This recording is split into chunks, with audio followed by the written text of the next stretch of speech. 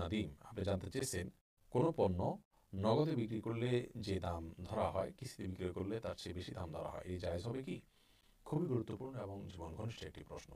এই প্রশ্নের উত্তর হলো যে সাহাবা একরাম সচরাচর নগদে যেভাবে কেনাবেচা করতেন বাকিতে তারা কেনাবেচা করতেন এবং তারা কিস্তিতেও কেনাবেচা করতেন।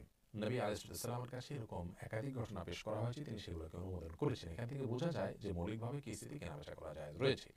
এখন সচরাচর যেটি আমরা দেখি আমাদের সমাজে, একটি পণ্য নগদে যে দামে বিক্রি করা হয় বাকিতে বিশেষ করে কিস্তিতে যখন কেনা হয় তখন তার একটু বেশি দাম ধরা হয়। ধরুন একটি পণ্যের দাম ১০০ টাকা নগদে কিনলে, সেটা যখন কেউ ১০টা কিস্তিতে পরিশোধ করছেন ১০ টাকা করে এক একটা কিস্তিতে, তখন সেটার দাম ১২০ টাকা ধরা হয় এবং প্রতি কিস্তিতে ১২ টাকা করে কিস্তি ধার্য করা হয়। তো এরকম অতিরিক্ত নিলে সেটি সুদ হবে কিনা? এর উত্তর হলো এটি সুদ হবে না এবং এ বিষয়ে বিশ্ববিখ্যাত স্কলারগণের ফতোয়া হলো যে এভাবে বিক্রি করলে সেটি সুদের মধ্যে পড়বে না এবং এটি হারাম বা নিষিদ্ধ হবে না।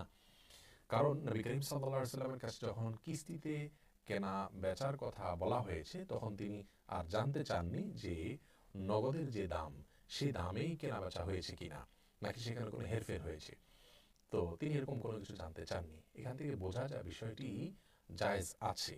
যদি না জায়েজ হতো নবী রাসূলুল্লাহ সাল্লাল্লাহু আলাইহি ওয়াসাল্লাম সে বিষয়ে প্রশ্ন করতেন পাল্টা এবং জানার চেষ্টা করতেন। এছাড়া সুদের যে সংজ্ঞা সে সংজ্ঞার মধ্যেও এটি পড়ে না। অতএব কিস্তিতে কেনাবেচা করা যেমন জায়েজ আছে, কিস্তির কারণে অতিরিক্ত মূল্য রাখা এবং অতিরিক্ত মূল্য দিয়ে কেনা এটিও জায়েজ রয়েছে।